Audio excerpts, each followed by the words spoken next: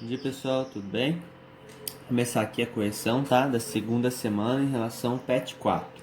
Essas atividades, pessoal, trazem conceitos relacionados à álgebra, tá bom? Expressões, né?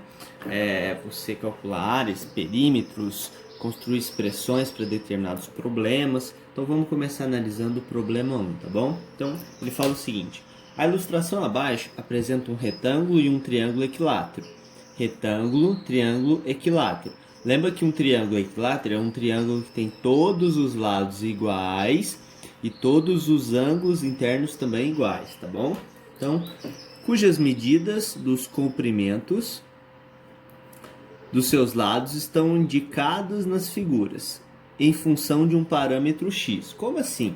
Perceba que as medidas dos lados não está sendo dada por um número específico, por exemplo, 4 centímetros, 5 centímetros, 10,4 centímetros. Ele está deixando isso em função de x, do parâmetro x. Então, por exemplo, se eu afirmo para você que o x vale 2, você automaticamente pode afirmar que 2 mais 3, 5. Esse lado vale 5 e esse lado vale 2.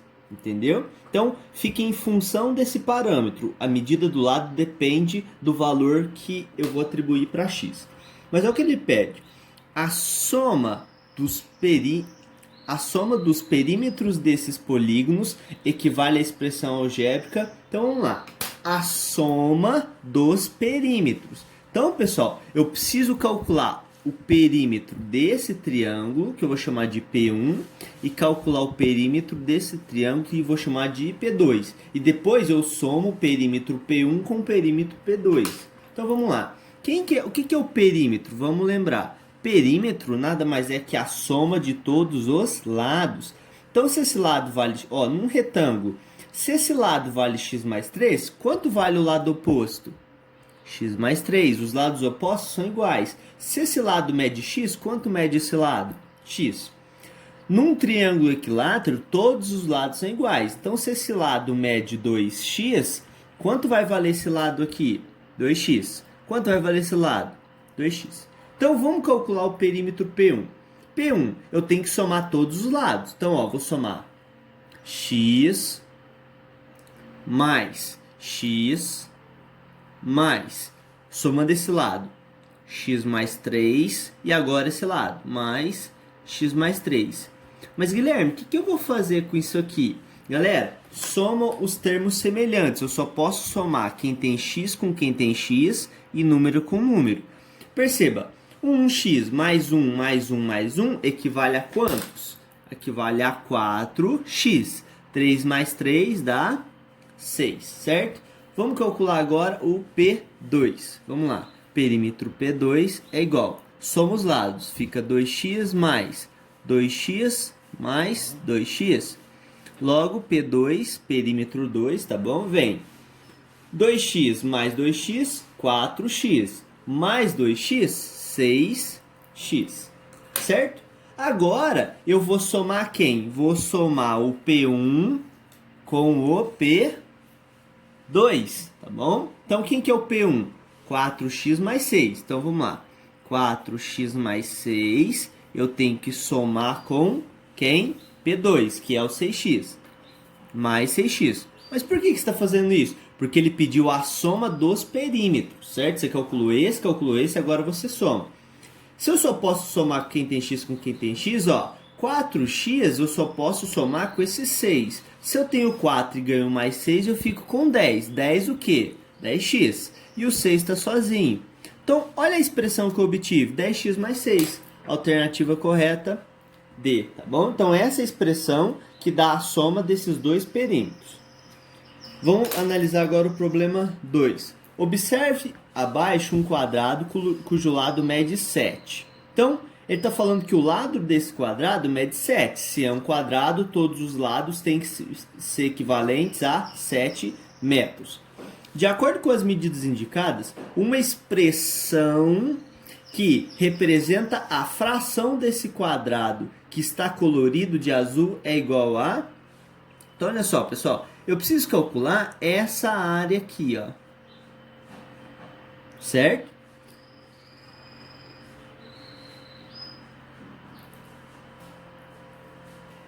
Então, pessoal, olha só. Se é um quadrado, todos os lados medem 7 centímetros. Então, esse lado vale 7, esse lado vale 7. E, consequentemente, esse lado aqui vai valer 7. Afinal, estou construindo um retângulo dentro de um quadrado. Olha o ângulo de 90 aqui, ó. Então, esse ângulo também vai ser de 90, esse de 90 e esse de 90. Por isso que essa figura é um retângulo, tá?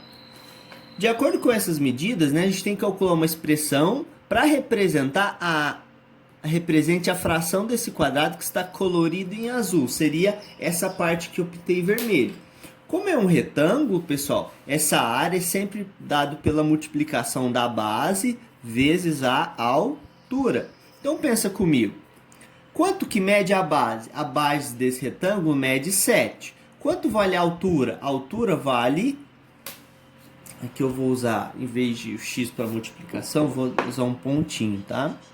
Então, 7 vezes a altura. A altura, ó, é x, ó. X de cá, x de cá. Então, 7 vezes x é 7x. Isso aqui, pessoal, é uma expressão, tá? A gente já viu na aula sobre expressões e equações.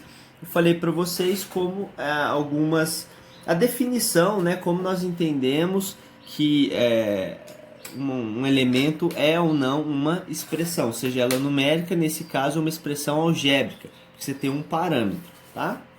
Então, problema 3. Vamos lá. A professora Rafaela escreveu no quadro o seguinte: aumenta-se um número em 5, aumenta-se um número. Eu não falei nada de quem é esse um número, então talvez a gente vai ter que inserir uma variável. Em 5 unidades, e em seguida duplica-se a quantidade obtida. Então, beleza. A metade do antecessor de um número. Se adotarmos pela letra o número mencionado, qual a expressão algébrica de 1 e 2, respectivamente? Então, pessoal, vamos lá. A gente quer construir uma expressão algébrica que represente a afirmação 1 e a afirmação 2. Então vamos começar representando a afirmação 1, tá bom? Pensa comigo, esse número eu não conheço. Se eu não conheço, eu tenho que inserir um parâmetro para ele. Eu vou chamar de x. Então vamos lá. Aumenta-se um número, ou seja, aumenta-se o x. Se eu estou aumentando, eu estou adicionando, somando. Aumenta-se um número em 5 unidades. Se eu estou aumentando ele em 5 unidades, eu pego esse número e somo com 5. E em seguida, multiplica-se a quantidade, em seguida, duplica-se a quantidade obtida. Bom, depois que eu somei 5, a quantidade obtida é x mais 5. Então, tem que dobrar essa quantidade, ou seja, multiplicar ela toda por 2, certo? Isso aqui é a mesma coisa de escrever 2 vezes x mais 5. Guilherme, aqui não tem que aplicar distributivo, você ensinou em aula. Aqui não, pessoal. Deixa quietinho isso aqui por enquanto. Então, isso aqui é a expressão para a afirmação 1, tá? Vamos construir agora a expressão para a afirmação 2. A metade do antecessor de um número. Pessoal, vamos pensar o seguinte. Pensa no número 4, 5 e no número 6. O 5 é o sucessor do 4, tá bom? E o 6 é o sucessor do 5.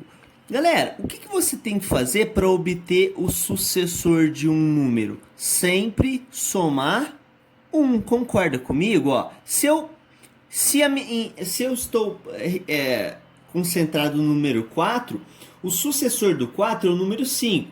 E o sucessor do 5 é o número 6. Da mesma forma, vamos obter o conceito contrário.